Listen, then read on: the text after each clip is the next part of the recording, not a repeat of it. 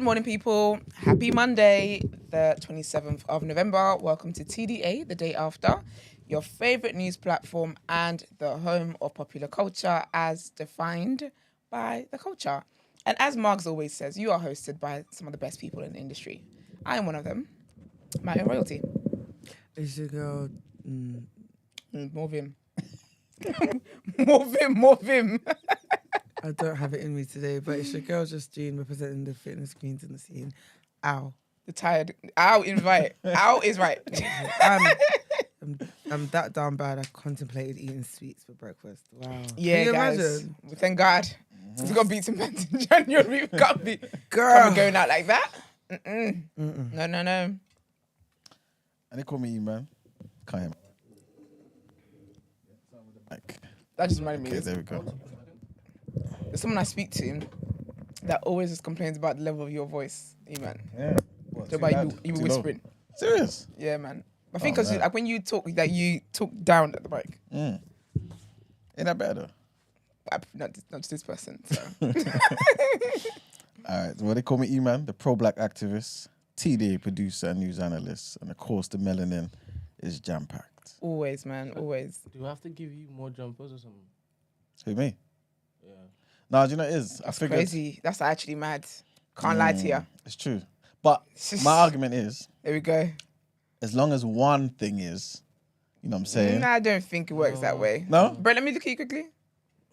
It's got the hat and a hoodie. I just think that's a bit wild. You need to mind your business. Don't be out here snitching on me. No, but you people are entirely correct. No, but To be fair. mine is brandless. Mine is named like there's empty. Okay. You're the full on of a match. Like, that's just crazy. Yeah. But I was showing that one's top heavy. So this is a higher number on top of the smaller brand. Love that. You know what I'm saying? So it's all subliminal messages I'm sending Is to the that people. right? Yeah, man. You know? And you're lucky because your mic actually covers the brand. This is what I'm saying. good. All intentional. Fair. Trying to say that the new black on top of any other brand. You know what I'm saying? Love that for you. All I'm seeing is pum. I mean, we support female rights here, so So dumb. Don't get more supportive than that. Don't not. you know what I'm saying? I would love that, man. Let me wear this every day, man. I'm so tired. Can we do like something where we start to like drop subliminals? Do you know, like with shows, there was a period where it's like, oh, this has got a subliminal message, this music, this. I've always want to be part of that. I want to drop subliminals here and there. If we could put our heads together and come up with stuff, we can just have subliminal stuff and that no one would ever clock onto. What are you talking about? Like code? Private jokes. Just things. I just want, I like secrecy, so just anything.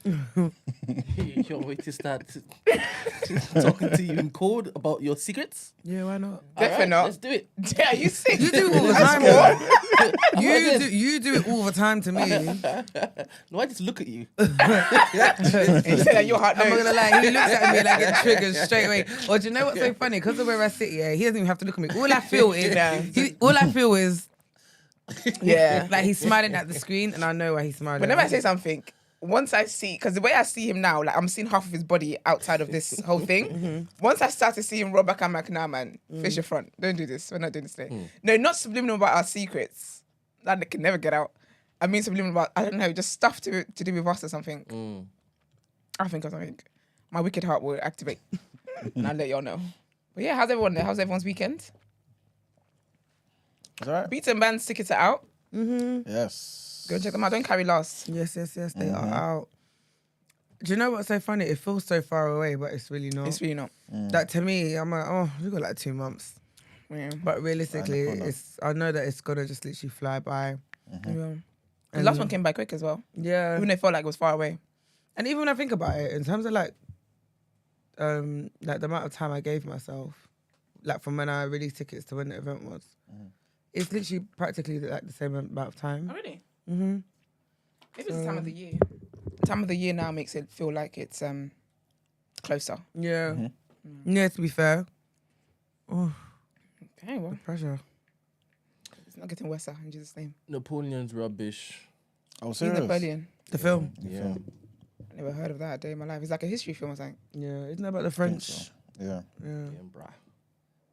What do you mean it's rubbish then? Isn't that the history? How can history be rubbish? It was a poor. It's poor. Yeah, it was a Storyline and that. picture. I want to It's say that Colour guy. Purple. The trailer looked wavy, Mm. but Okay. the real life thing. What's his They name? souped up that Joaquin Phoenix. Phoenix. Okay. You know the guy from Is it black? Joker? No, white man. I No, don't he's know like white a man. Hispanic something. I only see black. Sorry. Kind of a black Napoleon. If you had the new black hoodie, on, you would not be saying something like that. Okay, well, so how long was it? Was it one of those 3 hour? Yeah. Oh gosh, Mm. I would have napped. Woken up, still be in the same place, nap again. That's the worst thing, you know. Fair. I want to see the Colour Purple's not out yet, but I want to see it. Can't lie, I was hoping the kickback have got something. What, a new version? Yeah, Hallie's in it. Oh yeah, you mentioned Yeah. this before, innit? It's got a lot of stars actually in it. Mm. That should be good. The first one is like a Have I seen the first legendary one? one. Is Who's that the first Is Whoopi Goldberg in that one? Yes. Yeah, yeah. It's got Glover in it, Danny Glover in it. It's got Whoopi Goldberg. It's got Thandie Newton, Thank you. Oh, I love a young Thandie Oh, actually, Newton. she's funny. Yeah. She's a character. Yeah. I think I might have seen because I get it confused with the other one, the one where Michael Ealy threw his kids down the. That is Colour Purple. Does it follow 4 different women? No, it doesn't. No. There's one where Michael Ealy throws his kids down the balcony. Who's Michael Ealy? That guy, the blue-eyed guy. You know what he looks like. The guy Blue-eyed with guy, lizard eyes. light-skinned guy. That lives with what? Lizard eyes guy. Lizard. Oh, now I see it. What's it called? I'm so sorry. I've got to find what this is called. Oh, for coloured girls. Oh, okay. Oh yeah. Yeah, that one. This guy. Hold on. Him. Oh, that's his name. Yeah, Michael Ealy. Oh, Okay. you don't know who Mike Wheatley is? I didn't know his name. Beautiful Fine blue ass eyes, man. man. He's so fine. Yeah. I like light skinned people too. Here we go. Yes. You know do. what? I don't even Can't think it's shame you for that. that. When someone's good looking, they're good looking, no? Yeah, it just happens to be light skin. Okay, but he's still good looking. No, No, but do you get what I mean? Absolutely, of course I get what you mean. looking too, innit? Doesn't. Just happens to be light skinned. Okay, and Michael B. Jordan's good looking. He happens to be dark skinned. He's not light skinned. Well, he's brown, caramel. Michael B. Jordan. Tyrese. He's not like. I wouldn't call him light. He's not light skinned. I wouldn't call him light. Michael B. Jordan. Yeah, that's That man is. Yes, he is. Michael It's B. me. Jordan. Yes. Black Panther. Yes. I wouldn't call. I He's wouldn't the call same him. Michael I B. wouldn't call him light skinned. He's definitely not. I wouldn't He's say brown light skin, skin. but he's not like. He's not Morris Chestnut, but he's not light skin.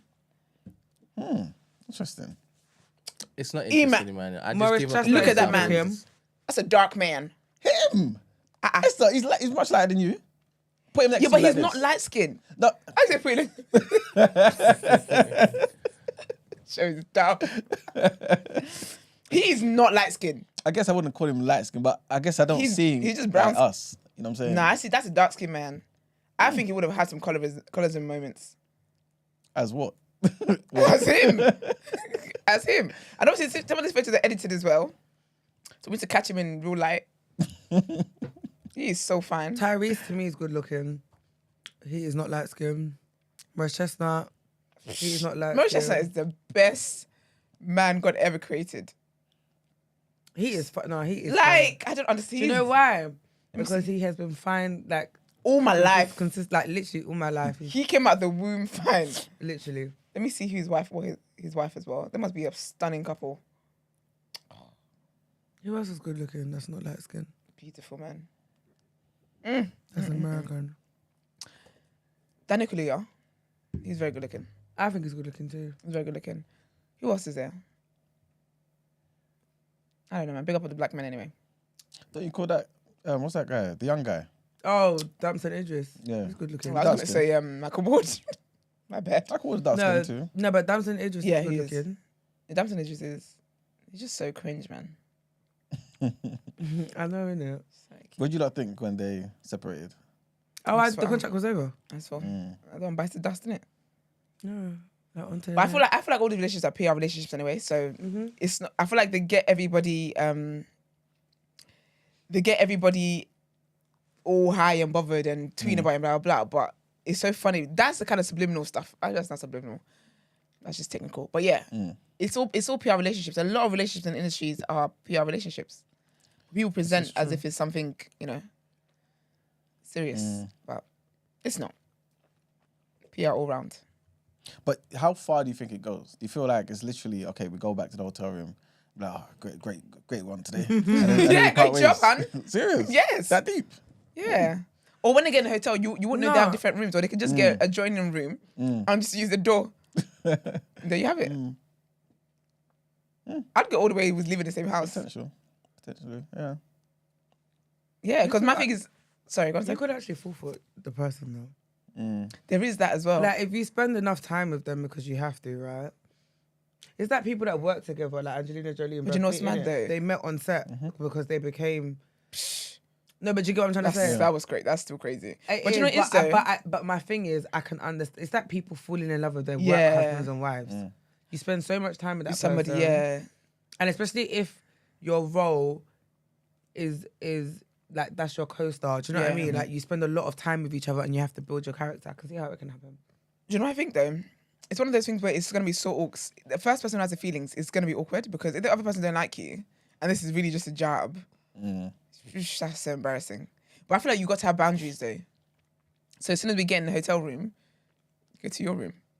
And we wouldn't spend time together unless we're going to do like a Instagram story of us doing that or TikTok of us doing that. But I'm just like, yeah, we're very private. But then them being together may boost the chemistry to make it more real. But I'm saying that if you only spend time on like publicly, I don't feel like that will build chemistry. Because we're just red carpets, we know we're doing for paparazzi, whatnot. As soon as that's done, we're back to our individual lives. My thing though, if I was in one, is don't be out here embarrassing me. Because hey, there's a contract here. So don't be out here talking to other girls that are going to spill their mouth, and next thing we know, now it's a TikTok story time going on. It's crazy, man. You've got to know who you're getting a fake relationship with. It's getting a fake relationship with anybody. Anyways, we've got a packed show. Please don't forget to like the video. It definitely helps us algorithm-wise and all that great stuff. So don't forget to like the video. Also, subscribe to the channel while you're at it. But yeah, let's get to our first headlines. No. Oh. Spotify comments. Yes. I was thinking, what? I thought it was something else I didn't want to say. I was so scared to say it. But yes, also, if you are listening over on Spotify, drop a comment. That's not what you want me to say, was it? I don't feel like it was. Did you look There's at some the comments document? in there. I did not look at the document. You should ask me. Oh, we're reading some. Yes, Okay, well, let's do it. as we promised. As we promised. All right. So some Spotify comments to read. This is from TT Mills. Okay, panda. It's a panda emoji, so I don't think it's a shade. I drive for a living and I'm in the car 12 hours a day. You guys keep me going and continue to educate me. Thanks. Please don't stop. Oh, that's so lovely. Big up. From One Real TK says, loved this show. The chaos, the behind the scenes, the Vital Foods guys vibes, the mobile cam, good investment, great vibes. Oh, thank you. That was a fun time. Check out Vital Foods. Lynn, that's not Lynn May, I know for sure. So Lynn M32 says, Esther for Prime Minister. I appreciate that. I hope you did vote for me in Instagram stories. And GCF Stewart says, love the show. I listen every day, but the men in the room didn't challenge Kevin's misogyny effectively enough for me. Cassie acted out of spite, cut the foolishness. Let me read that again so people can understand the tone in which you said it. Love the show. I listen every day, but the men in the room didn't challenge Kevin's misogyny effectively for me. Cassie acted out of spite, cut the foolishness. That's what the person meant. But big up them. Big up all the listeners. Big up everyone who listens on Spotify. Don't forget you can leave your comments and what you think about the episode and stuff on there. And as we said, we will be reading them out. Yes. Also, yes, we are trying to get to 5K subscribers by Christmas. And December, we do enter December this week. So it would be great if we could all just get our subscribing fingers on. That'd be great. Are you guys subscribed to the channel? Yeah, I am. Are you? Yeah. You don't look like you are. I am. I definitely am. Brent, are you subscribed? Yeah. Okay. I just need people to share my clips when I put them up on Yes. Instagram. We're talking about the people in the room as well. Oh, I thought that. We the gathered, case. that's who you were talking about. Yeah. Okay. Sometimes I can't. Actually, no, I'm not going to say that. But yes. Stop Yeah. asking for subscribers.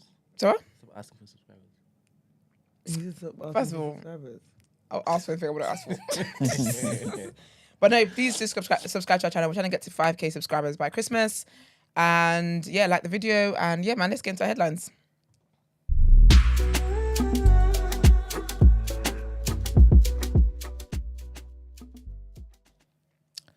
All right, people.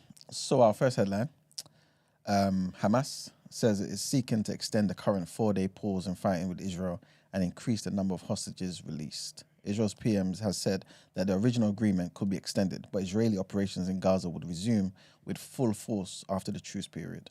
Meanwhile, more Israeli hostages and Palestinian prisoners are due to be released today or Monday on the final day of the current truce period. On Sunday, 14 Israeli hostages and 3 foreign nationals were released by Hamas in exchange for 39 Palestinian prisoners. Gazans have been using the pause in fighting to get desperately needed supplies of fuel, food, and medicine. Obviously, this is all in relation to Hamas's initial attacks on the 7th of October, which killed 1,200 people, with about 240 taken hostage. Since then, Gaza's Hamas-run health ministry says that more than 14,500 people have been killed in Israel's retaliatory campaign. Next headline brings us back to London, right? Where tens of thousands of people have marched through central London at a demonstration against anti-Semitism. Did you guys hear about that? I did. Well, organisers estimated that 60,000 took part in the first march of its kind since the Israel-Gaza war began, including former Prime Minister Boris Johnson. So Boris Johnson was there, man. The rally comes amid a steep rise in hate crime, especially against the capital's Jewish community. The EDL founder, Tommy Johnson, who was asked not to attend by organisers. He was there, but he was removed by police. The campaign against anti-Semitism estimates Sunday's march to be the largest gathering of its kind since the Battle of Cable Street in 1936, when British Union of Fascist supporters was stopped from marching through East London, an area at the time which had a high Jewish population. Several recognisable faces were spotted in the crowd, including TV personalities like Vanessa Feltz and Robert Rinder. As well as Boris Johnson, the Security Minister Tom Tugendhat, the Immigration Minister Robert Jenrickand, Labour's Shadow Science Minister Peter Kyle, and some others were amongst the political figures that were in attendance. Crimes against Jewish people motivated by racism have increased dramatically since the outbreak of the Israel-Gaza conflict. There were 554 reports of anti-Semitic offences in London between the 1st of October and the 1st of November in London, compared to 44 in the same period last year. The Met Police said that 18 people had been arrested during a significant policing operation that was put in place around the pro-Palestinian march on Saturday, though the overwhelming majority protested lawfully. And our last headline, the Housing Secretary Michael Gove has said that he's confident that a bill reforming the leasehold system in England and Wales will pass by the next general election.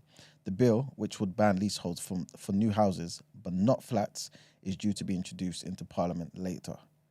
It would also make it easier and cheaper for homeowners to extend their lease or buy their freehold. Under the current system, leaseholders often have to pay ground rent and expensive maintenance charges. This is because they only own the lease, which gives them the right to buy the property but not the land that the property is built on. Mr. Gove said that the long-promised legislation would mean that leaseholders can take back control of their property and ensure service charges and ground rents are transparent and reasonable. The plans have been broadly welcomed by campaigners, but some are disappointed that a ban on the sale of new leaseholds does not include flats. There are an estimated 5 million leasehold homes in England, 70% of which are flats. The proportion of new build houses sold as leaseholds has fallen from 15% high in 2016 to just 1% in December of last year. And that's it for the headlines. Thank you. Let's get into what you're saying topic of the day.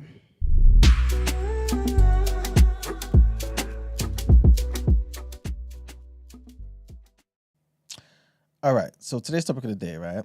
This is the topic of the day that we was meant to have last week, right? Where obviously we started talking about Miss Nella Rose and things of that nature, right? Yeah. It's not going to be the longest one, but I do want to kind of ask you guys' opinion on this, right? UK net migration.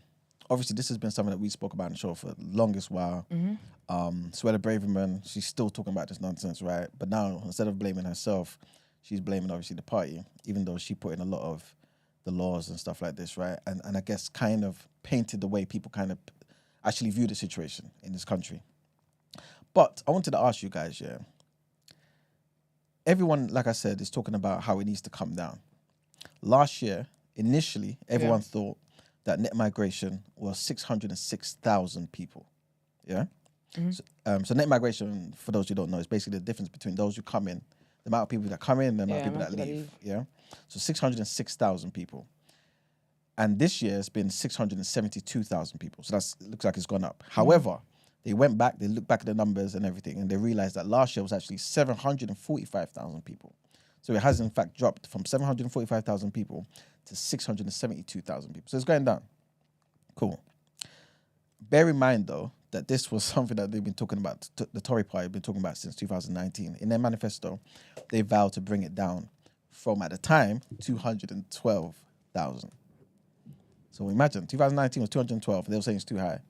It's now, well, as of last year, it went up to 745,000, 750,000. Obviously, it's come down to 672 this year. But the question I want to ask you guys initially is, do you feel like net migration is that much of an issue? Do you feel the effects of it on a day-to-day? Yeah. Okay. I'm on a GP appointment. I'm waiting till forever. I think it depends. Obviously, it would depend on what you do. For me, I guess, healthcare-wise, I would feel it that way. Also, housing-wise, in terms of trying to find a place, that kind of stuff, you feel that as well. Yeah, I think migration is an issue that needs to be.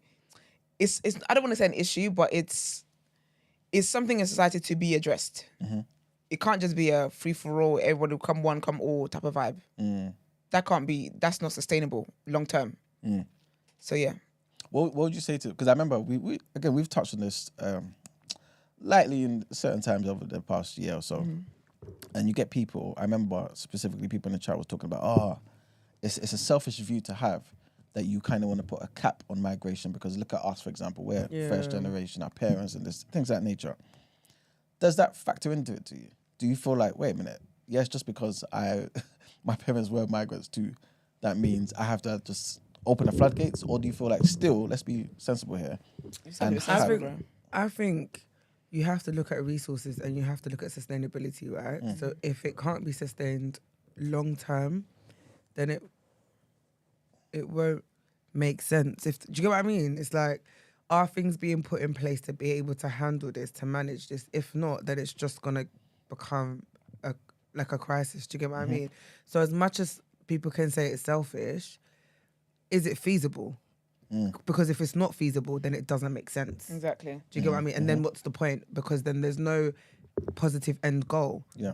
So I think that needs to be taken into consideration. Otherwise, it's like it's just for vibes or shits and giggles. And I think that's the thing. People don't think about it from that practicality and logical standpoint. People think about it more on a personal, emotional side of things. Of like, oh no, that's not fair. I mean, nothing in life is fair.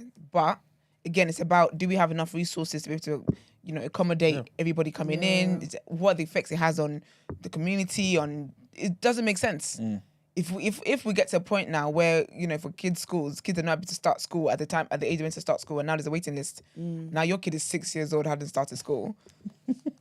No, but it's true. Like I feel like these are things that need to be considered. You gotta think about stuff like that. Do you get what I mean? But then, okay, what if they say to you, well, okay, we're wasting a lot of money in other areas. Let's put the money here. Let's build more homes.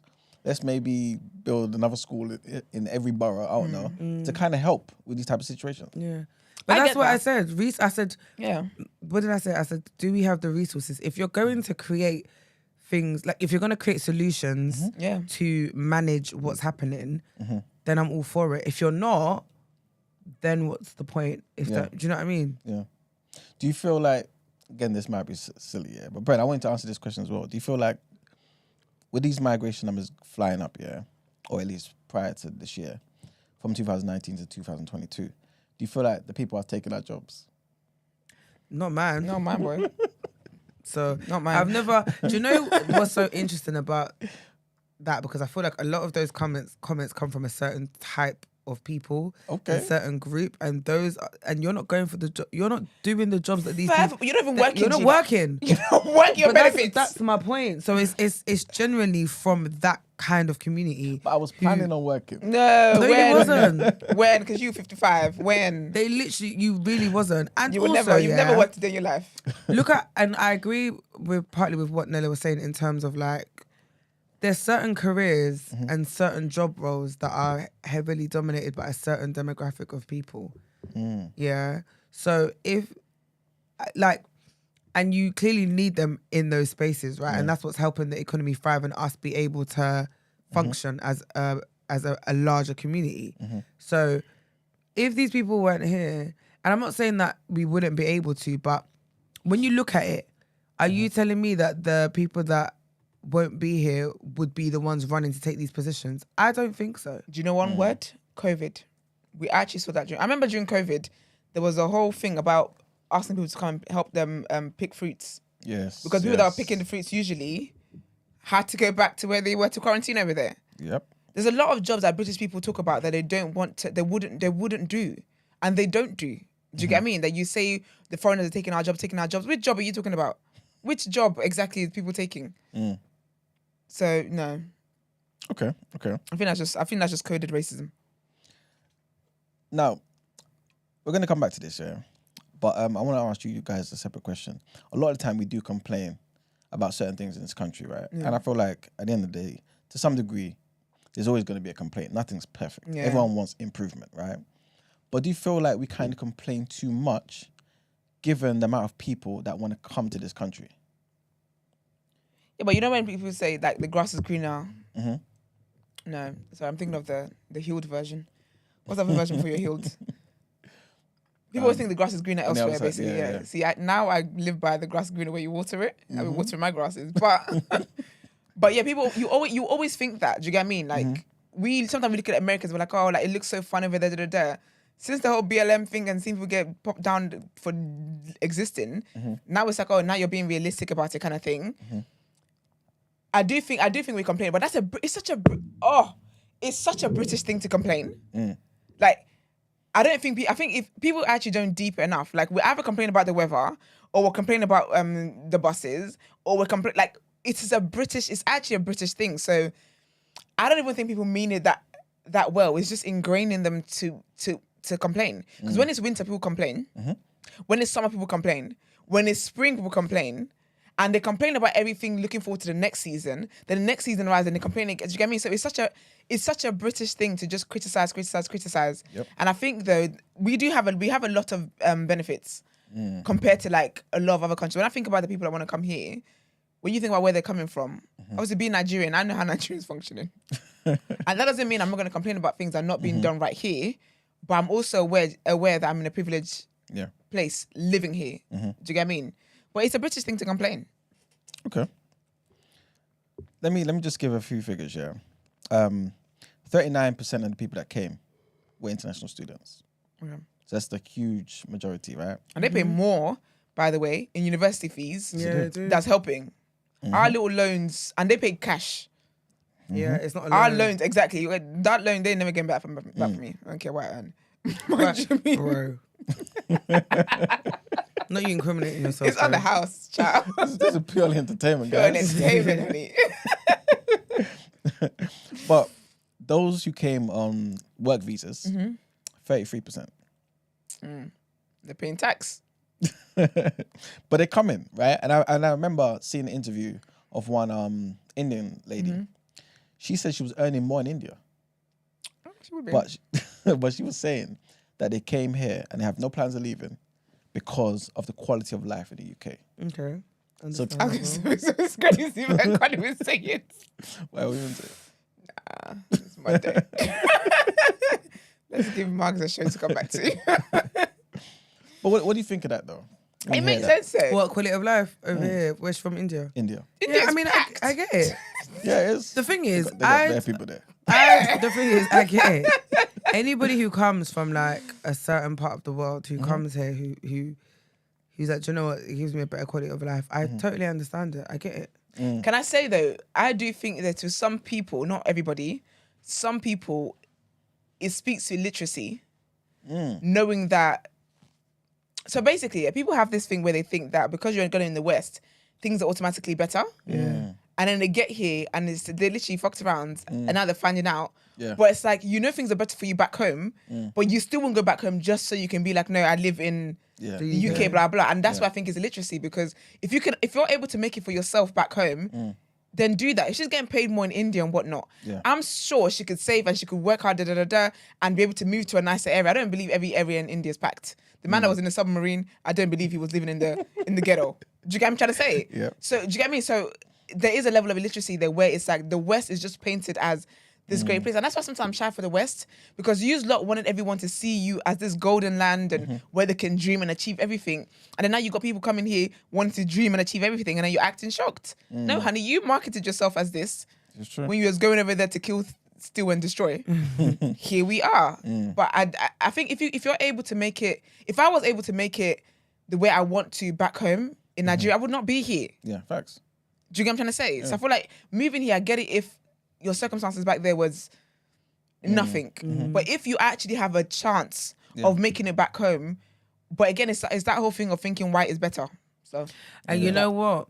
You're right, because a lot of international students that I knew in uni who came from like rich, affluent homes in Africa, yeah, right. Girl. So they got their degree. out. Yeah. They're and, back. they're using their degrees back home. Yeah, And they're killing it. and they're thriving. And like when Yeah. I go back and I see how they're living, I'm always like, wow, Wow. I get it. What about those who don't have those type of degrees? So, for instance, here, this woman, she was in the health and social care industry. Yeah. So, I'm assuming here, I don't know, but I'm assuming she doesn't necessarily have certain degrees. She has certain qualifications that are definitely recognized. 'Cause, again, she was getting paid more in back home in India. Yeah. But let's just say she's not at that stage where she's just 21. You know what I'm saying? Where she can go back home and kind of start and you know what I mean, make those mistakes. She already has a family. Yeah. So people like her. It's never too late, man. What was? Oh no, that was Vlad. Sorry, I don't think that's someone to quote. He was talking about how like he did not make it until like when he was in his 40s. So he was basically giving advice of like, don't be in your 20s and 30s thinking that your life is over because you can't afford to buy a house, you can't afford to buy a car, you can't. He was like, my 40s is really when I actually can start saying I actually have money and I can do this and I can do that. And we see that all the time. We see that with actresses, and I know that's a different ball game in terms of what they're doing, but I always talk about someone like Viola Davis, like Taraji. How old were they? Kevin Hart, even how old were they when they made, quote unquote, made it? And I feel like, again, that's that whole thing of society we have this timer where you feel like if you haven't made it by 25, everything from here on out is just a waste of time. No, they can still make it in their 40s. Again, the fact that they're older, I feel like the fact that you're older is why you would have even, you kind of be, I feel like you make better decisions than someone who's 20, 25. Do you get what I mean? Because they're still doing different things, like they're doing different pots. They're trying to figure out, okay, let me get this qualification. I'll try this industry. But at that age, you've seen enough to know that, do you know what, actually, let me learn this skill and turn this skill into something else. I don't feel like, for me personally, I don't feel like age and your circumstances is an excuse. When I was in uni, there was a lady, and I remember I used to help like babysit her kids sometimes. She was a lady, she was married, and she had 2 kids, and she was studying, she was getting her university degree.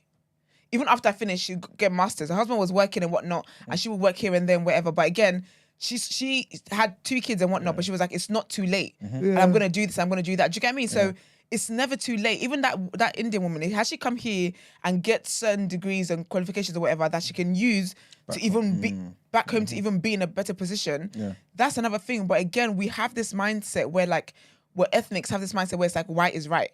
And everything, because it's whites owned, it's automatically going to be better. So even though you're in a white land, getting paid less, don't have the community that you would have back home, the support system that you would have back home, you're dealing with racism here and you're being treated like you literally scum of the earth, because you're in England, it's like, oh, it's automatically better. I think there's also elitism though. Yeah. Like, You mean back home? yeah, like, oh, do you know what I mean? Being able to say that you... But then again, I do think it has changed though, because we get cooked all the time by, like... Back home. Yeah, like all the time. they cook us all the time and talk about the All the fact time. that their compounds are bigger than our Our houses. Yeah. And we're tweeting from phones that we haven't finished paying for. And I said, you know what? I hear it. Facts. Fair. that Literally. is fair. I said, yep, this baby being financed. I mean, so never take my light though, but I hear you. Yeah. Balance, innit, I guess? There you have it. All right. So, considering all of this, do you feel like the country can survive, or certain industries anyway, I should say, without migrants? No, I don't know. Because if we are talking about bringing it down, right, especially, like I said, in 2019, it was 212,000 net migration, and they wanted to bring that down. So now, like I said, they've got the corrected figures, and it's 606,000, almost 3 times what it was in 2019. Could we survive? As in with that much, so all the migrants go or no more new ones in? No one new ones. I think they could survive then. Because you know, I feel like this country and other Western countries have done this, have built their country and they've used migrants to build up their country to a point now where it actually can be sustained moving forward. Because you've got migrants here who are still doing the migrant jobs and stuff like that. Do you get me? And then some people as well, when they reproduce, like it's like a generational thing of this is the industry working and blah blah. Even if they want to have let's just say cleaning, for example, right? They want to have a cleaning business or whatever it is. Yes, they've evolved in from when the first person ever came in and was just a cleaner, but it's still within that industry. Do you get what I'm trying to say?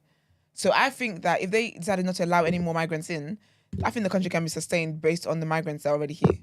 Until we all decide to go back home, then they messed up. Let me present a counter argument, right? Yeah. So this same thing I was watching, there was a white woman who I think may have been the manager of this particular care home, right? Yeah. And she was talking about she doesn't think it's kind of within the spirit of white people in this country to want to take these type of jobs, right? Yeah, because the families are the ones in the care homes. The families are the ones in the care. Of course, it's in the spirit to take these kind of jobs. Nancy's not trying to care for her mum. As soon as little Nana hits 63, she's out. She's gone. Of course, it's not in their spirit to do that. Well, yeah, Absolutely not. And it's funny, because this was a white English person saying it. She was saying, listen, it needs to be something that's innate. And changing the conditions and the pay will potentially get people in, but the quality of care will dwindle because these people don't care like that. You know what I'm saying? Yeah, and the quality is, I mean, for some parts, because they've done how many documentaries on these undercover stuff, the quality is shit anyway, but it's very shit. But I don't know, I even feel like even with that though, I feel like if people really, really want a job and whatnot, it's more migrants that look for like care work. Yeah, that's what I'm saying. So the whites still won't go in there. Okay. But this is what I'm trying to say though. If we then stopped it, right, you still need people coming into the industry. And if we haven't got those people coming in, there'll be a problem. Yeah. Because currently, this is basically the situation. There's a discount on the amount of pay that a lot of these industries, well, health and social care anyway, let's stick to that, can pay the migrants. So they can pay them 20% less. And this is what incentivizes them to give these work visas to these foreigners, migrants, whatever, to come in because they will do the job. So Labour are pretty much saying, well, and some Tories as well, are saying, guys, remove the discount, make it competitive so that people in this country will actually do the work too. Instead of paying them 20% less, right? And you'll get some change. But this same managers saying, no, like even if you remove the discount, I don't think British people will actually go for these jobs. They're not equipped for it. You got to force them there. You got, because see what we're talking about. You posted on something the other day about the whole benefits and you have to be looking for a job for a certain time. Yeah, that kind of stuff. So if we need, if there's jobs here, they've got to take the jobs. If you say to them, listen, this is the job that's available. Either take it or there's no benefits. There you have it. They'll do it. Quality. People can take care of. They'll have to be supervised and all that kind of stuff. But I think they can force their hand into it. Well, I just want to give you guys some figures, right, about, I guess, the top three. Top three nationalities of people that come to this country.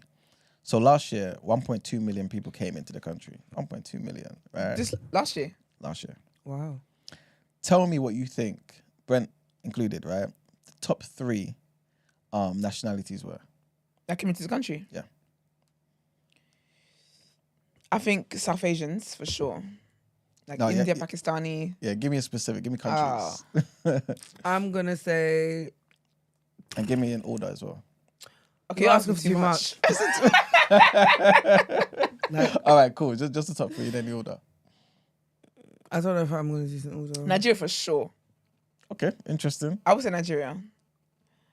I'm gonna say Pakistan. Okay. I was thinking Pakistan. Is either Pakistan or Indian or India? Could be both. Yeah. Actually, I'm could be also both. gonna say Romania. It's nice in Romania, you know. Or do I want to say or Lithuania? What are the two? Then people ain't really trying to stay like that. They just want the jobs. Yeah. Because I had a Romanian housemate at uni. Was she Romanian or Polish? No, she's Polish. And it was nice over there. Sister just wanted to get a degree and go back. And then when the uni was closed because we had a little bit of snow, she didn't understand because she was like, we go to school in like 10 inches of snow. She's like, it's not an excuse. I said, well, girl, it's a day off. Enjoy it. Okay, so I would say Nigeria. What is asylum-seeking countries? Syria and them, innit? Yeah. I'm throwing Syria in there. Okay, cool. Nigeria, Syria, and India. Nigeria, Syria, and India. Okay, cool. Oh, it all rhymes. Gina? Ah. Do you do yours? You said Loosely. Pakistan. Okay. I did. Pakistan. But we need yours, by the way. I think I'm gonna do Pakistan, Bangladesh, and Romania. Okay. Brent?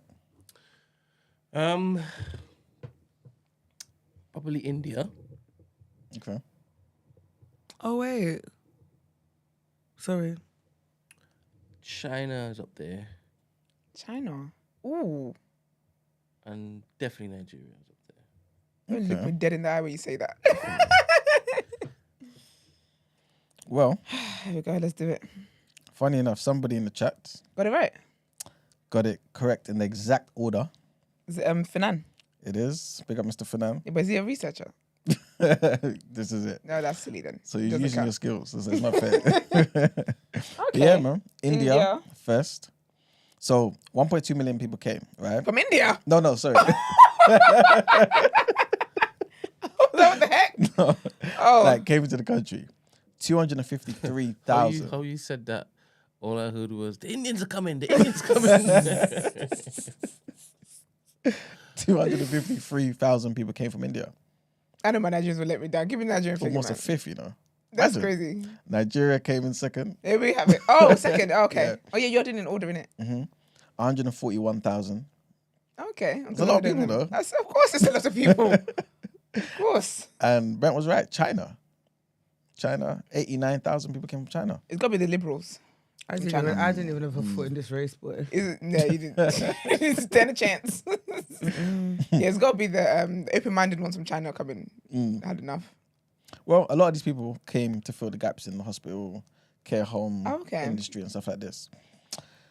So yeah, man. But before we wrap up this conversation, we did have a poll. We did. Brent, is the poll still going? Yeah. Okay, leave it going still. And I want to ask you guys this question. Do you feel like there's a link? Because the whole Brexit referendum that was given to us, right? A big part of that was the migration thing. It seemed like migration was kind of swaying particular sides, right? So the question is, do you feel like there's a correlation between someone's intelligence and who they voted for, or what they voted for, I should say, in the referendum? I think a lot of people voted without actually fully understanding the context of what it meant, what it looked like in its entirety. Yeah. Okay. I feel like a lot of the stuff I was seeing people say was, oh, everyone needs to go. They're taking our... It's the same thing. They're It was taking our jobs. immigration or anti-immigration. Yeah, and it was about jobs. And you know what I mean?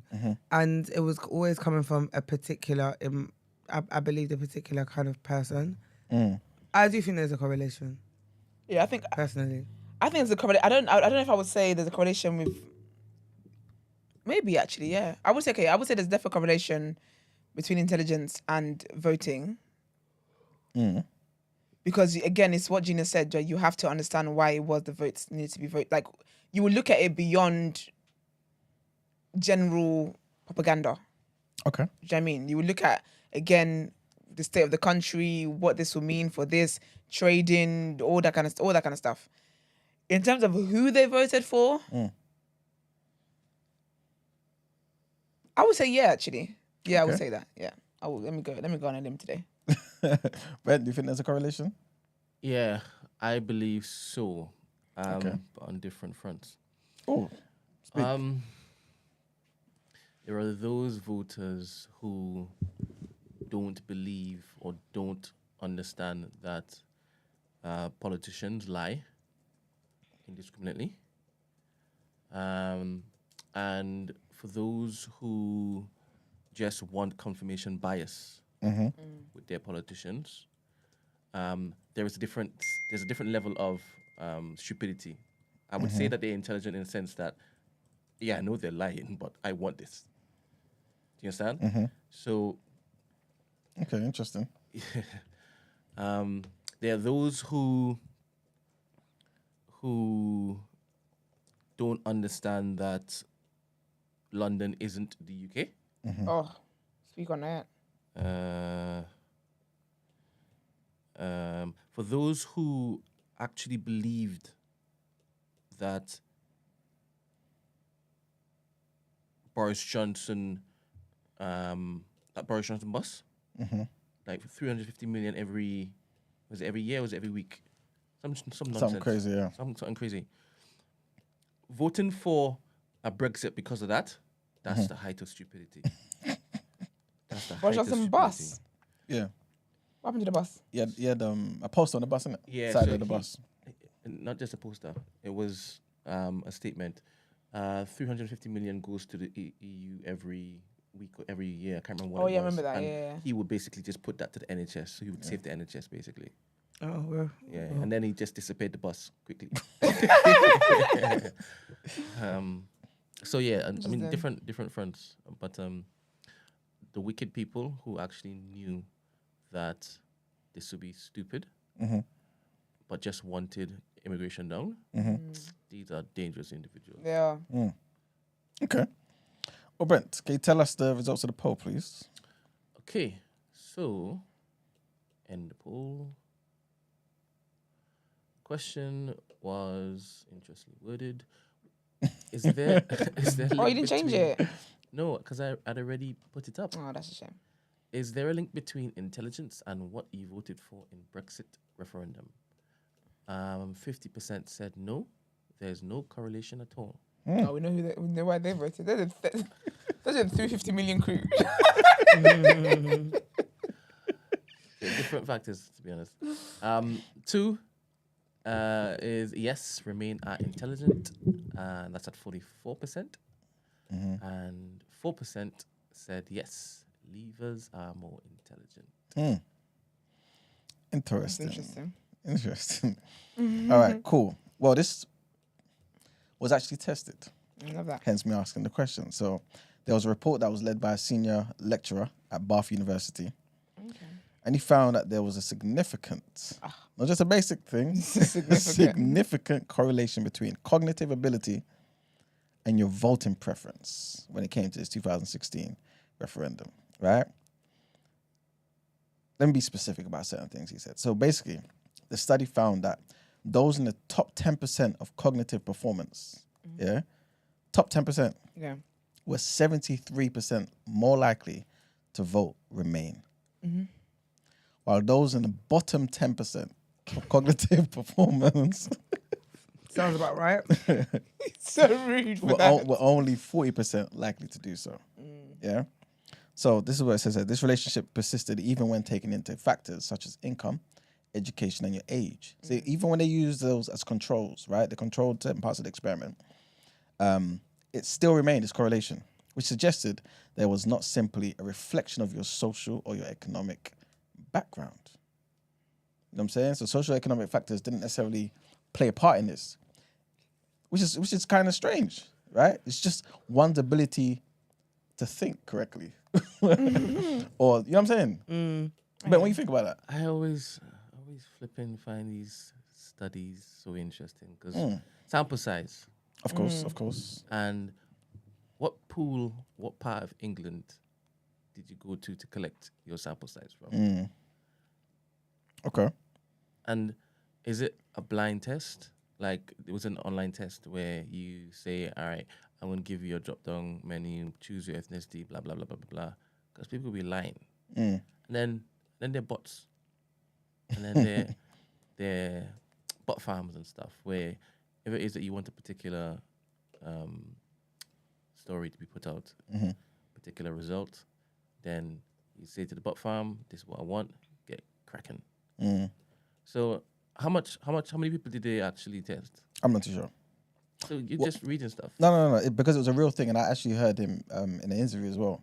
So I had in mind to go away and actually find his paper because it is an actual scholarly like paper in it that he released. Obviously, there's going to be little chunks put into certain articles, you know, certain media platforms and whatnot. But yeah, I just didn't get a chance to look into it. But basically, what he's saying is there is a link, and this is even when you consider couples as well. So couples live in the same household, everything, right? In situations where the two spouses voted in different ways, right? The remaining voting partner was likely to do better on a cognitive test than the leave voting counterpart. You know what I'm saying? So, how is bots kind of responsible for that, bro? What I'm saying is there are quite a few quote-unquote intelligent people that were screaming, "Leave!" No, of course. Remember, this is not a definitive 100% people. Because some of them in their head, they were thinking, we would have more control over this.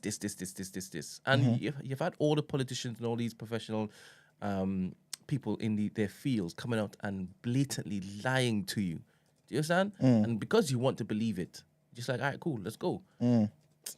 I just want to know about that sample size. Well, okay, so I've got a bit more information here. Basically, it says that scientists analyzed the data of 3,183 UK couples, right? So I guess 6,000 plus, right, people, for an ongoing longitudinal study, right, called Understanding Society. So this particular study has been following certain households since 2009, apparently, yeah? So this was now published or whatever it may be. This is what the authors saying. Two of these authors of this particular study, Chris Dawson and Paul Baker, for those who want to do some Googles, right? They said that their results, these particular results, suggest that, and this is their words, low cognitive ability makes people more susceptible to misinformation and disinformation. So it's kind of like what you guys was kind of saying, though, isn't it? Because people was believing the 350 million... And that's even an example here. It says, like, for instance, the supposed £350 million Brexit windfall that would go to the NHS or that we'll be able to take back control of our borders. People believe this. So much. That's crazy, man. You know what I'm saying? People believe this. So, you know, some people will actually look at you touting and pushing conservative agenda and say that you're cuckoo. Yeah, but those people don't know nothing. The Lulu. You know what I'm saying? Because I'm basing my stuff on economics. You know what I'm saying? So, you know what I'm saying? Like, the silence is deafening. It's 13 years of them looking to deploy all of the mechanisms to bring this country into a fantastic space, and they still they haven't achieved that, but yet you're still plugging them. No, but you see, this is the disinformation. And if people believe what you're saying, they're definitely those people with low cognitive abilities. I'm aware that there are different leaders that have been in power and they've had different approaches to this, that, and next. But each time it is that they came in, when Kwesi was there singing what he was singing the first day, you were like, ooh, this is ambitious. No, because you remember, because then he got clapped. No, but you have to remember, my the economic school of thought that I subscribe to, right, believes in lower taxes. You know what I'm saying? So when he said that, I was like, okay, cool, this is interesting. But when I saw the entirety of his bloody plan, and he was talking about borrowing and more, it doesn't make sense. It doesn't make sense. So I understood why everything flopped around him. You know what I'm saying? It's like you can't be on both sides of the fence at the same time. So it just didn't make sense. But what I was going to say is, I'm not pushing for the Tories to be in power, you know. I'm pushing for whatever bloody party can be in power that can make this country have a better quality of life, and by extension, primarily, and the priority for me anyway, so that black people can have a better quality of life. That's what I care about.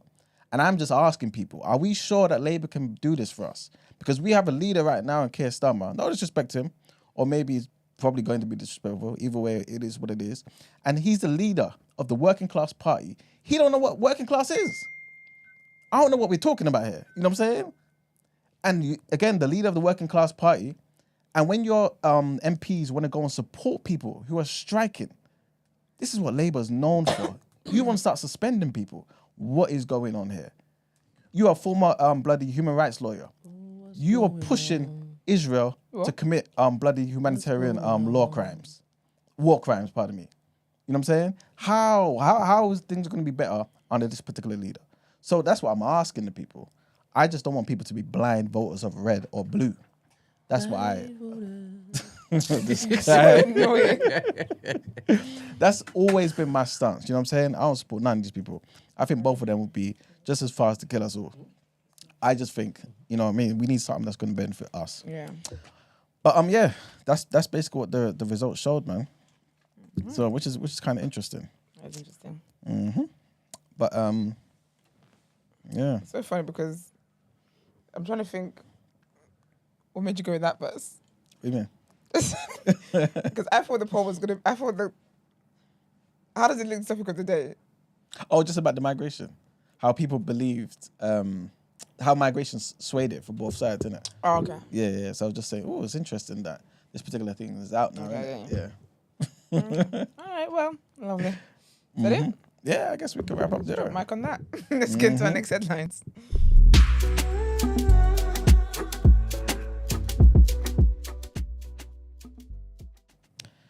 All right, people. So the next headline, trigger warning here. It's very sad, man. And the families of 3 Palestinian students shot in Vermont on Saturday have urged police to investigate the attack as a hate crime. So Hisham Awatani, Tassin Ahmed, and Kinan Abdelhamid were confronted and shot by a man near the University of Vermont campus. Officers are investigating possible motive, but they said that that these people were wearing, a keffiyeh, which is a traditional headscarf, right, and speaking Arabic when they were attacked. Police are now searching for the suspect. Burlington Police Chief John Murrah said that 2 victims are in stable condition and a third has suffered much more serious injuries.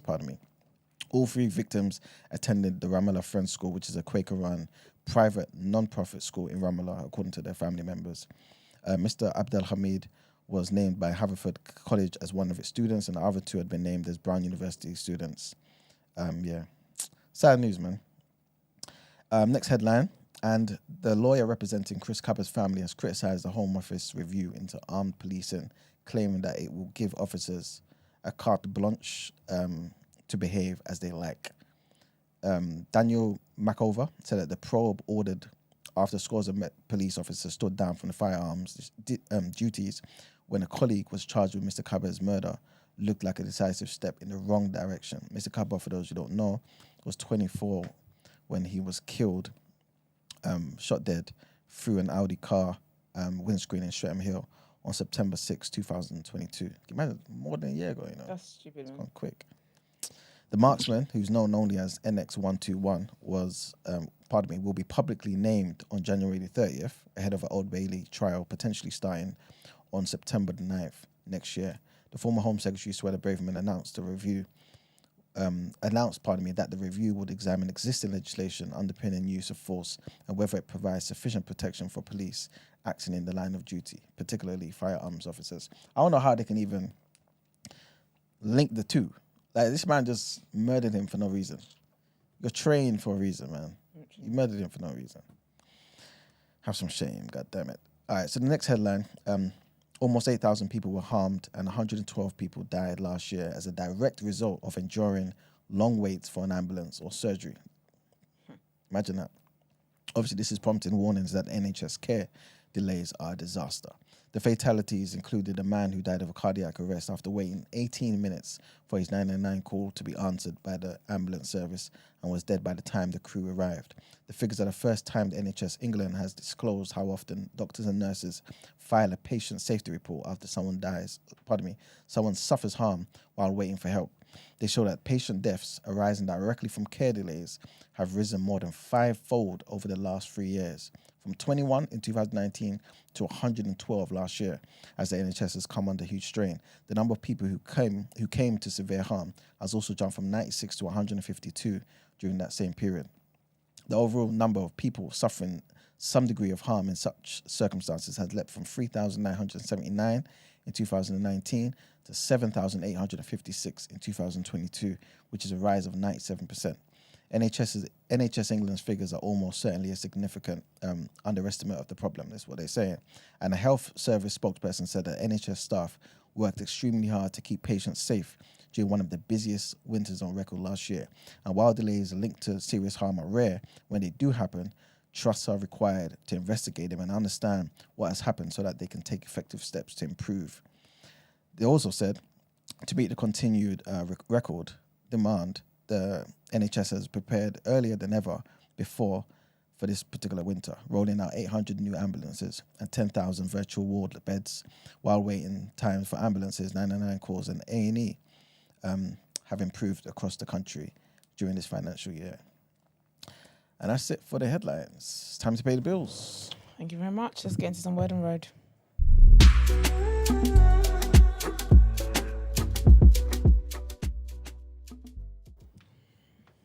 Go on, King. What is Black King. this? Beyonce. do you know? Beyonce? What do you mean? How do I know?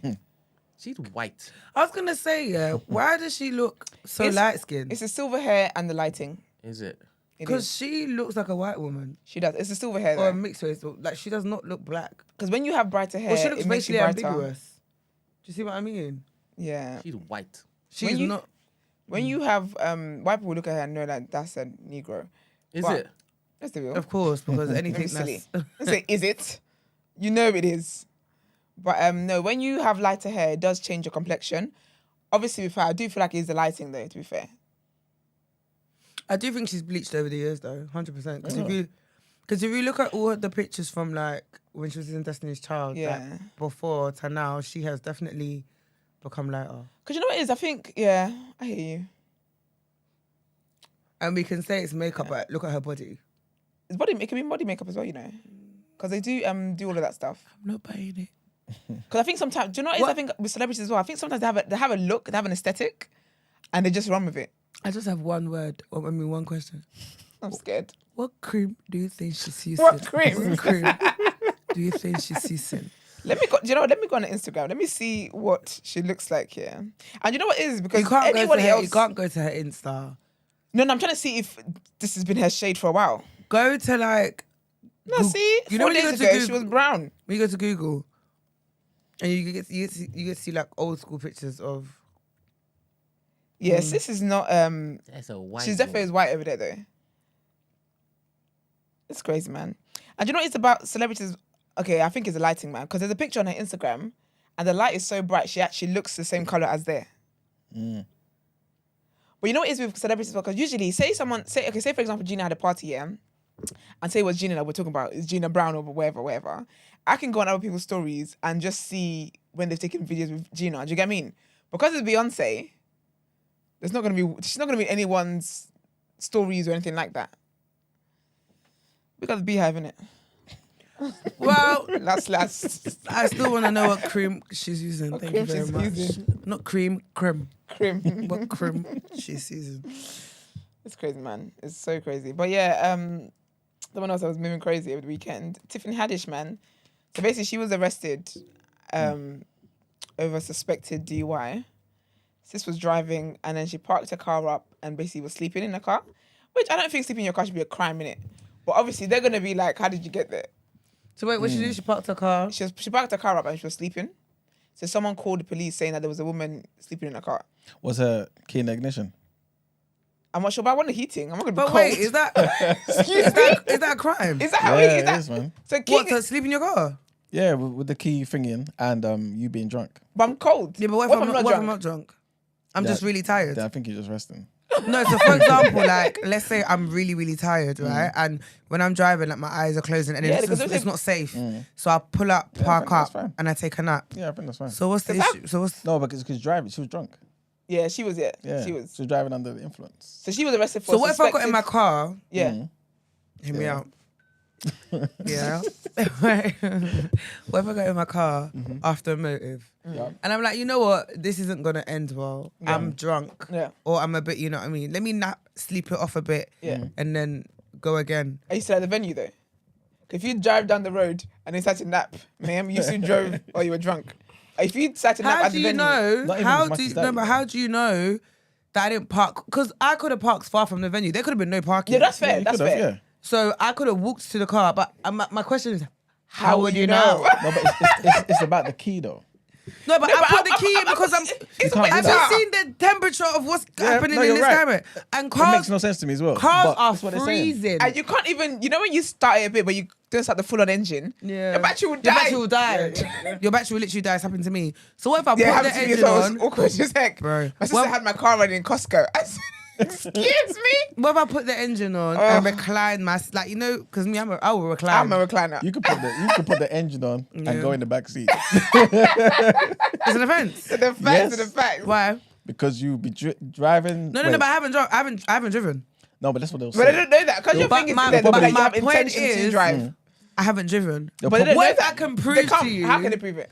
Because iPhones, you can track your locations and all that stuff in it. If So you what go if- That don't even skeptic matter like to me, I them. had to mash it up. What? it doesn't even matter to them. Huh? It No, doesn't but what matter if to I them. can prove that I walked from the venue to the car and the car was parked far away and obviously I've not got in the because- car, It's not because you've like moved the car. It's 'cause just you the fact started the that- car. Yeah, that you started your car. but I'm cold. Yeah, but you'll be in prison.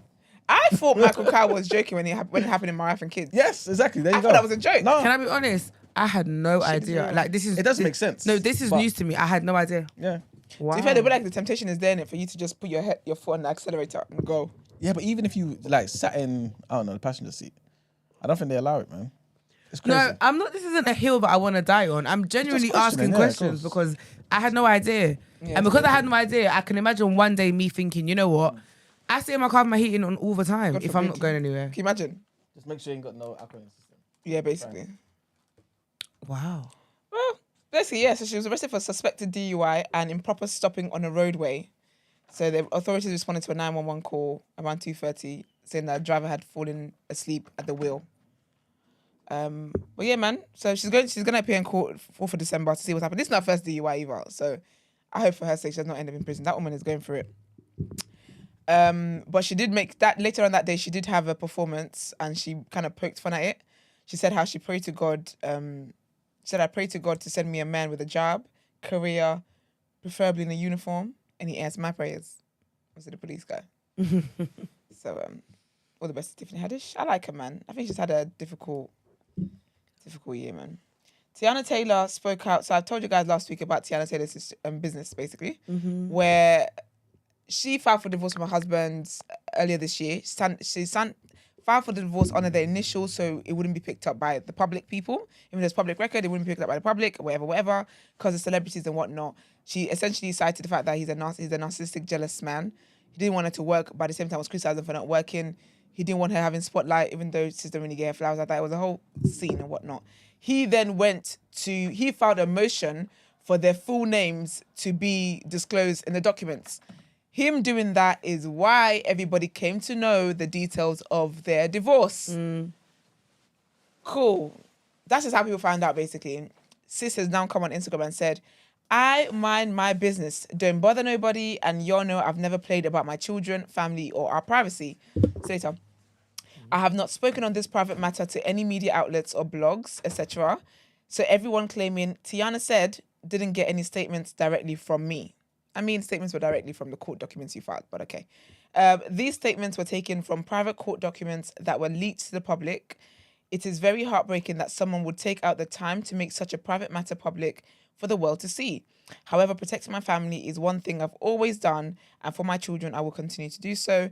Please, if y'all love your play nieces, Junie and Rue, like y'all have shown, please allow myself and family some privacy to resolve this matter in peace. Love y'all. Sorry. Essentially, to be honest, quite long story short, her man is one that leaked it. Yeah. Her man leaked it because the reason why she did it filed under initials is because she knows that like the press and stuff are going to pick up. So your man fussed up himself. I guess he wanted some kind of attention based on court documents and her findings anyway. And then now the attention's here, and then now everyone's acting shocked. But I do think that some men,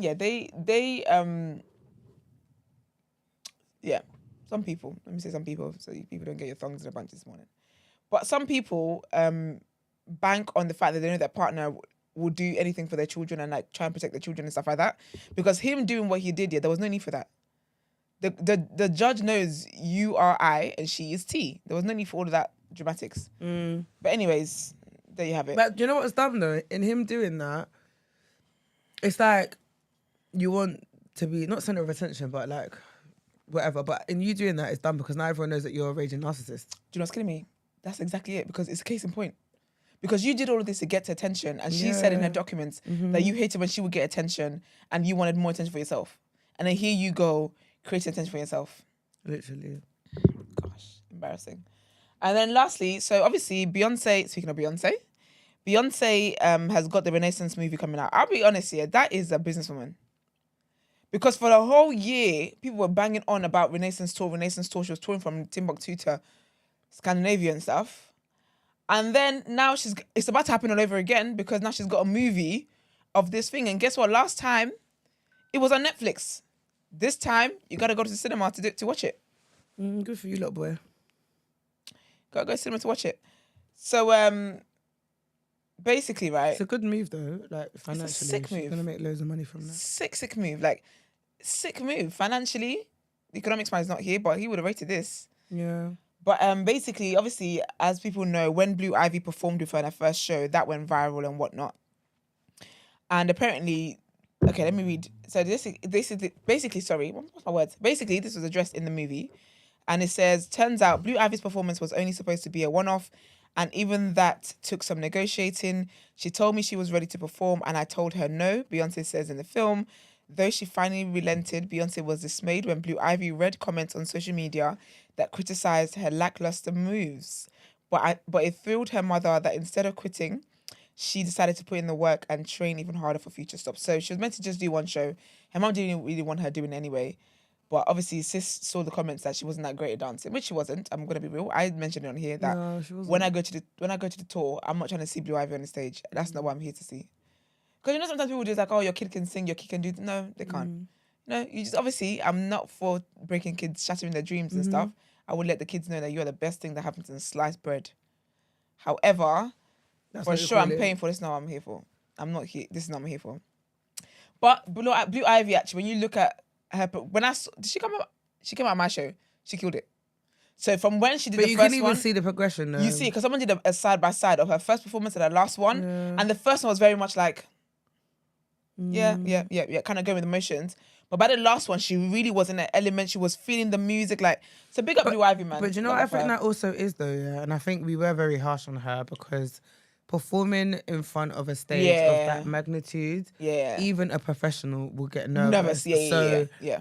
There is obviously it's that practice makes perfect. You get used to the environment, you get used to the crowd. Yeah. So she was always going to get better, in my opinion. Yeah.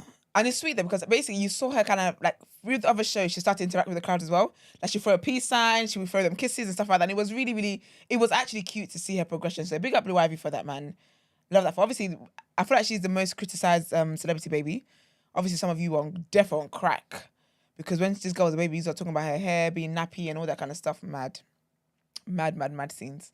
But big up Blue Ivy, stylish icon. She's gonna be a household name, man. You can't have a parent like Beyonce and be what's it called? Needy. And her dad. That's true. Sorry, I always forget about the man. And Jay-Z, that's true. He's very quiet. I like a quiet husband, you know. Those are guys. But anyways, that is it for me. Let's get into some Motivational Monday.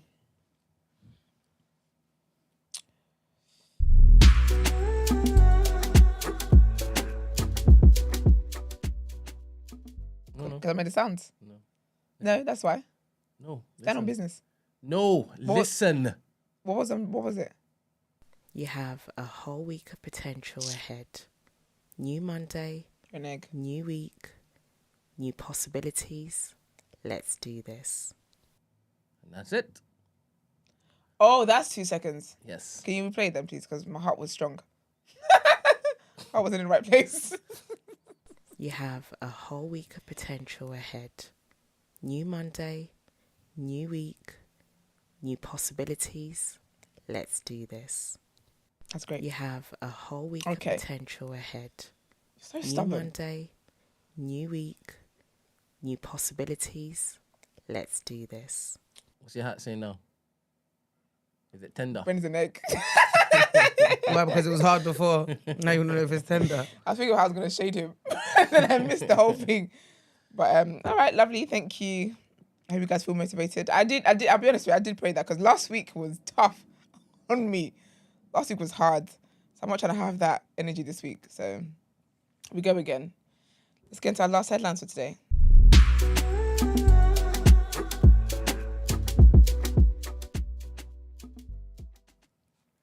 All right, our first headline is about climate protests. More than 100 arrested at world's largest coal port. A 2-day blockade of the world's largest coal port has triggered 109 arrests. Hundreds of activists swam. I thought it swarmed the place. My bad. So hundreds of activists swam or used kayaks to occupy the Newcastle port's shipping lane in Australia to protest climate inaction. They claim the disruption prevented over 500,000 tons of coal from leaving the country. Australia is the world's second biggest coal exporter and relies on the fossil fuel for its own electricity needs. Located roughly 170 kilometres, which is about 105 miles, from Sydney, the port of Newcastle is the country's most important terminal for coal shipments. An estimated 3,000 people from across Australia took part in the 30-hour weekend blockade of its shipping lane, which had been approved by police. But dozens of protesters remained in the water following the protest cut-off point, triggering 109 arrests, including 5 minors who were subsequently released. On Monday, 104 people were charged over their refusal to leave the harbour channel, according to a statement from New South Wales Police. And our next headline takes us to Sierra Leone. Sierra Leone has been placed under a nationwide curfew after armed men broke into prisons, setting inmates free. Damn. Sent on business. Detainees from a number of major facilities were released on Sunday morning, said the West African nation's information minister. Earlier on, the gunmen had attacked a military barracks in capital city Freetown. Residents reported hearing gunshots at the barracks, which are located close to the presidential residence. After the attack, the Ministry of Information declared an immediate curfew. Residents across the country are strongly recommended to stay indoors, and flights to and from the nation's only international airport have been cancelled. The assailants have been pushed back to the outskirts of Freetown, Information Minister Shanoba said at around 1:30 local time. The political situation in Sierra Leone has remained tense since June, when President Bayo was re-elected, narrowly missing out on the need to have a runoff. International observers have condemned inconsistencies and a lack of transparency in the count, as well as acts of violence and intimidation. And last headline for today, trigger warning on this. The daughter of a man who was shot dead by Metropolitan Police officers after he threatened to take his own life has paid tribute to her caring father as she launched a fundraiser to help pay for his funeral. Giedrios Vasiljevas, who's age 40, was shot twice by officers at his house in Dagenham, East London, at around 9 p.m. on Thursday. He had phoned 999 and told the operator that he wanted to take his own life and that he had loaded guns, according to a police statement. Officers were scrambled to his home using a specialist... What? Sorry, I'm just deep in what I'm reading. He called about suicide and they came to kill him. Officers were scrambled to his home using a specialist negotiator to try to defuse the situation. But Mr. Vasiljevas is understood to have confronted officers on his doorstep before shots were fired. Mr. Vasiljevas' daughter, Astuja, has now set up an online fundraising page to help raise cash for his funeral expenses. Assistant Met Commissioner Matt Twist said, "Our thoughts remain with the loved ones of the man who has died, with the local community in Dagenham and the officers involved in this incident. The IOPC is independently investigating this matter. It is right that officers are held to account when shots are fired, and we will work with the IOPC to provide all the information they need to carry out their inquiries. Our armed officers are highly trained and work around the clock to keep people safe in London.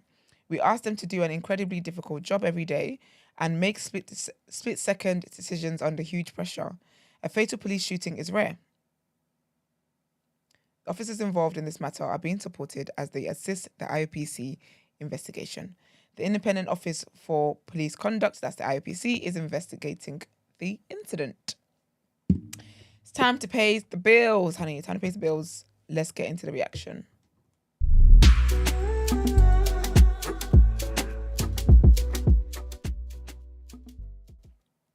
Okay, I'll do the first two. Okay. So this is about Terry Venables. Is that how you say it? Yes. Venables. Nailed it. Lovely. Venables. Venables. He's a former England manager. He's died at the age of 80 after a long illness. Sad news. So former England manager I forgot what I said. Venables has died at the age of 80 after a long illness. Venables managed England from 1994 to 96, most notably leading them to the semi-finals of Euro 96 on home soil.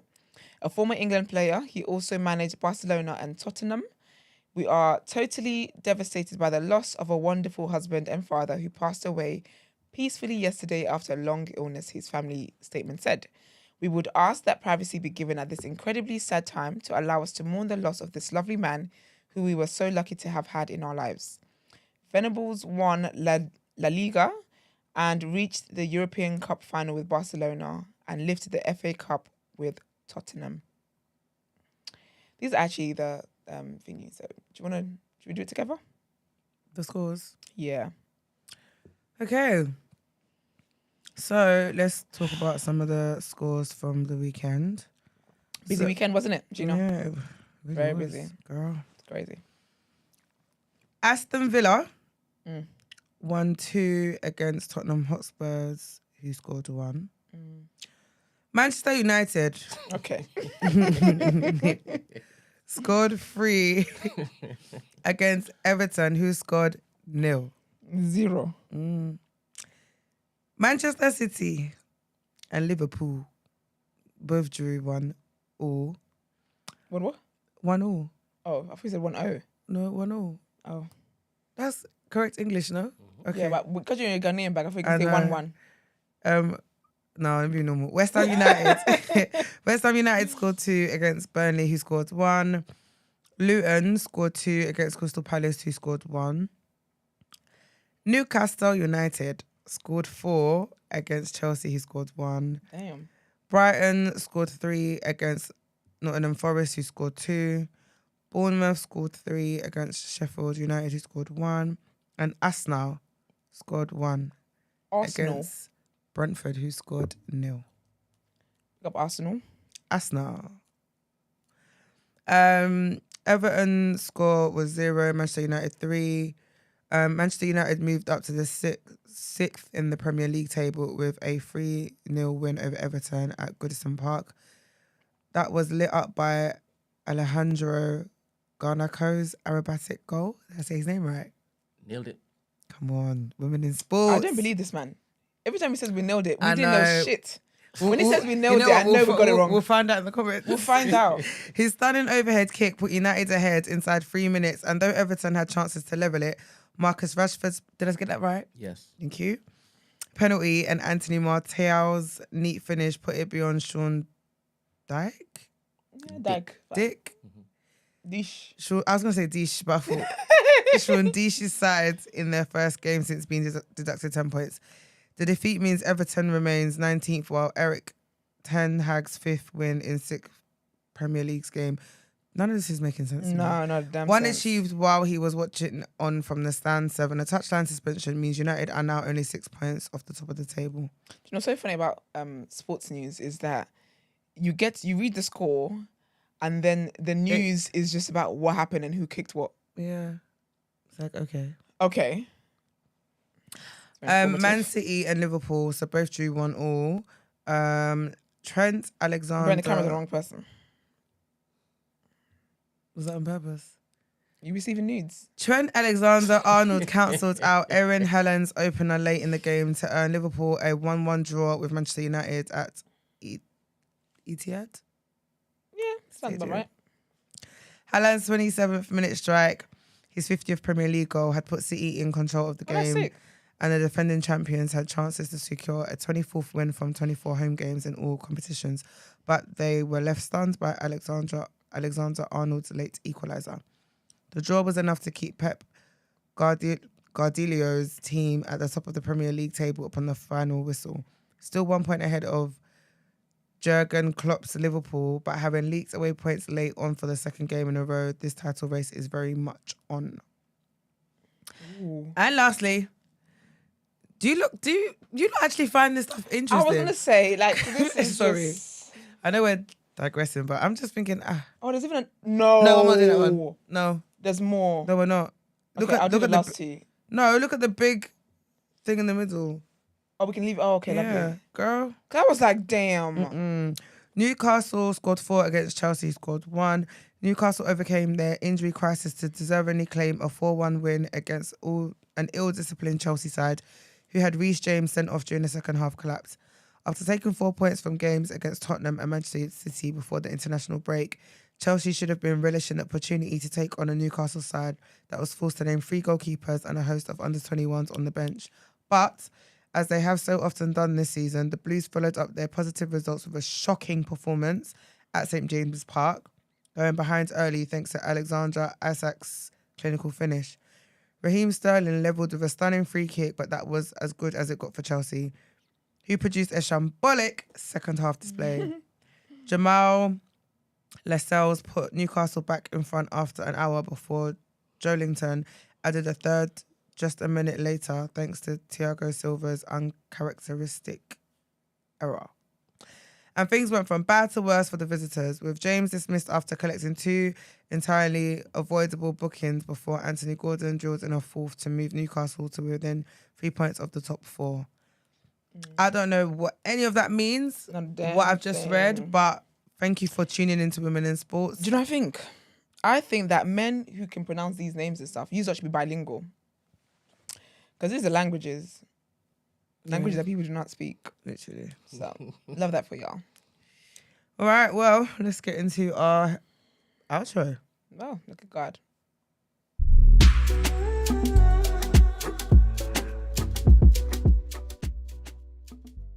Did you know? No, Send it to me so I can play it. Yes, because it's so like, you know when you're just so embarrassed? When you're just so embarrassed For the blue. For what? For the girl in blue. For everybody, Brent. Everybody. It's just not it, man. Am I emailing, all right? Yep. Sorry, y'all. This is like a... Because, you know, I'm not... It's giving done out here, I'll be real with you. For who? Everybody, all parties involved. Even me. Because I'm the shame upon my body watching this is just so... Ugh. Can I just say something? Brent, you actually were trying to set me up. He did. Because I'm reading the comments. He got you to say dick on air. Oh, so that's not actually his name? Nah, I don't think it's dick. Oh. Because the boys be doing bun up. So, I don't think it's dick. But, all right, he's got his soundbite. I feel like Brent likes it because he gets sound bites. And it's like, okay. Anyway, they've asked that they want me to do it. They never want to hear Marks do it again. So yeah. Period. Not Mrs. Marks doing it. No, people are upset. Do you know where is the passion? I'm tired, guys. Right, this is the video. Do you know watch? I appreciate you, black queens. It's me in the car, by the way. Where y'all from? London. They're British. Are y'all from London? Yes. South London. I'm coming to London in December to O2. Make sure y'all on the boat. No, I'm coming back. Look at. I'm coming back. He said, give her 20 racks. She said, period.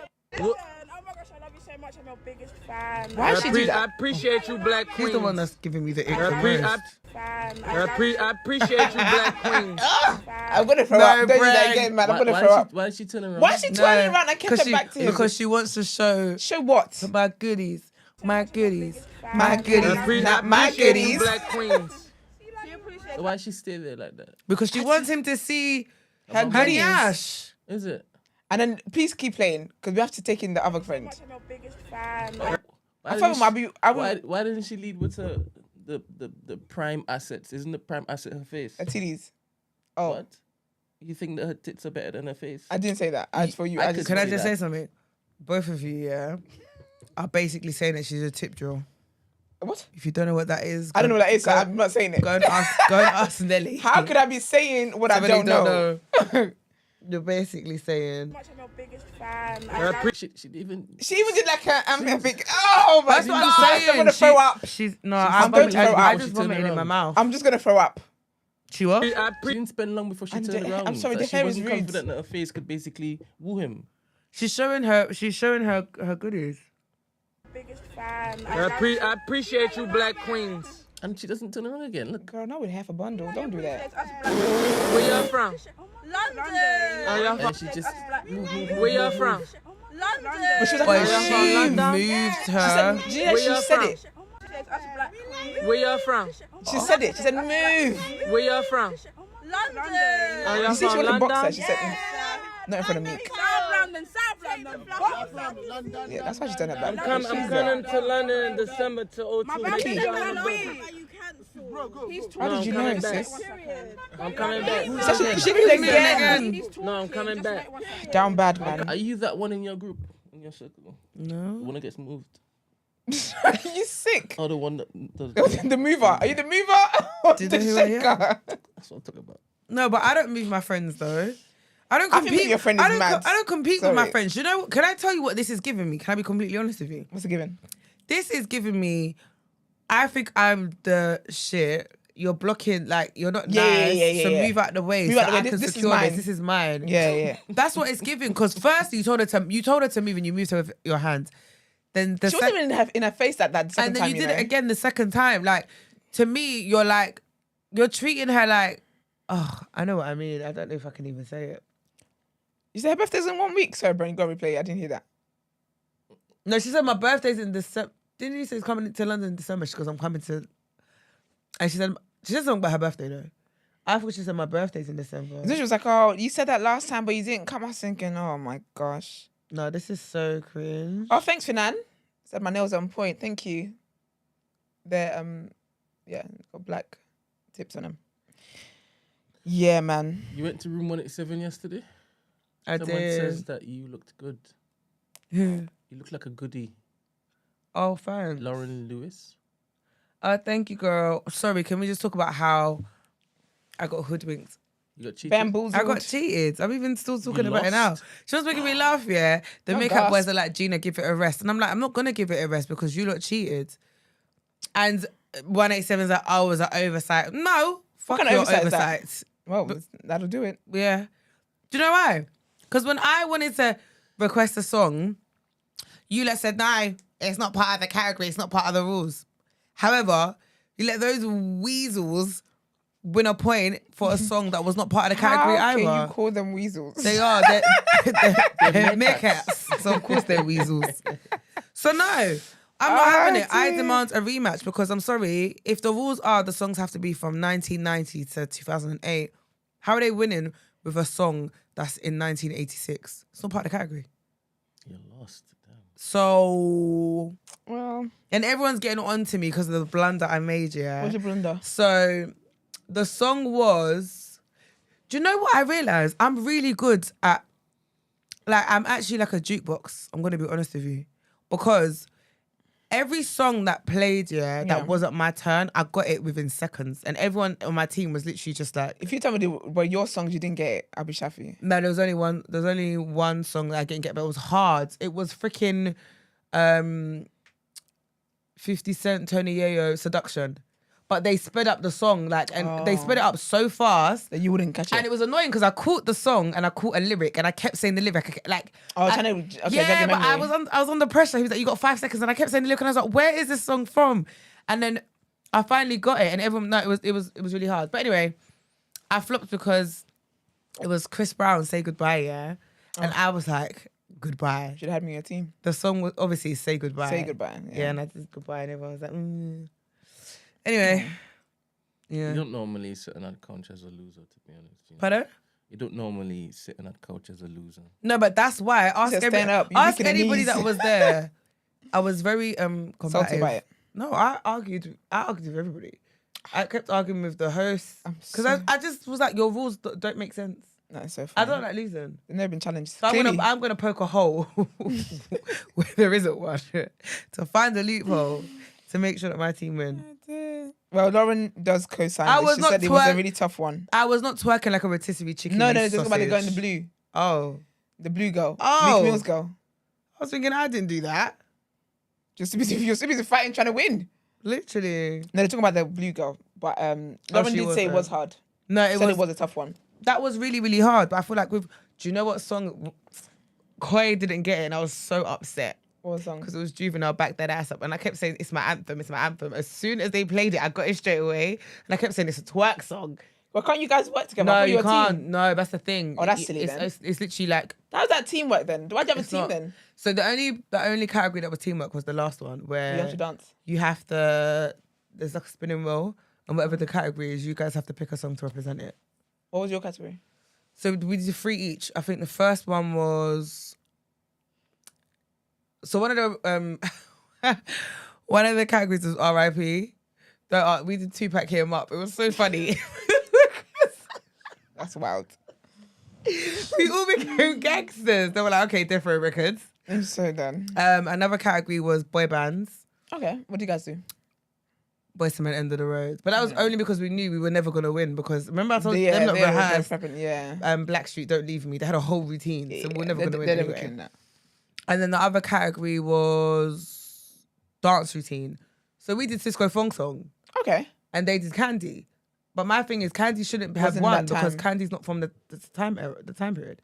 Yeah, they were weasels, man. Yeah, weasels. They're winners, though. Yeah. You know what? Can I be honest? Not really, because I feel like if you won and you know that you did, it's not authentic, innit? Like it's not really a win. You can't bask in the glory of Just it. kidding me. I hear you, yeah, but everyone I went to the event was like, oh, Meerkats won. No, I hear it, but that's why. And I kept being really so. The Chris Brown one, right? Yeah. I went up against Deji, and Deji didn't know the song, right? But obviously, I said Chris Brown, goodbye. Obviously, it was wrong, so we say goodbye. So then he went, and he won, and I was like, no, but as a man, and everyone was like, Gina. No, as a man.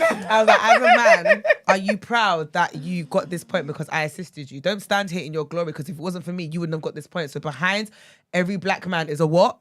Everyone was like, Gina, it's not that deep. I said, oh, you're no, it kidding is. me. It is. This is so That's funny. the smoke I was on, We can tell. basically. Because I did I not love that. take losing. I'm sorry. No. Yeah. Well, Brent, you did this, so you brought it up. Shouldn't have. She already expressed to us how annoyed she was about it. Sorry. But all right. Well, we've come to the end of the show now, guys. Hold on, let me just read what I need to read. Please don't forget to like the video. It helps us with our algorithm and helps this lovely platform grow.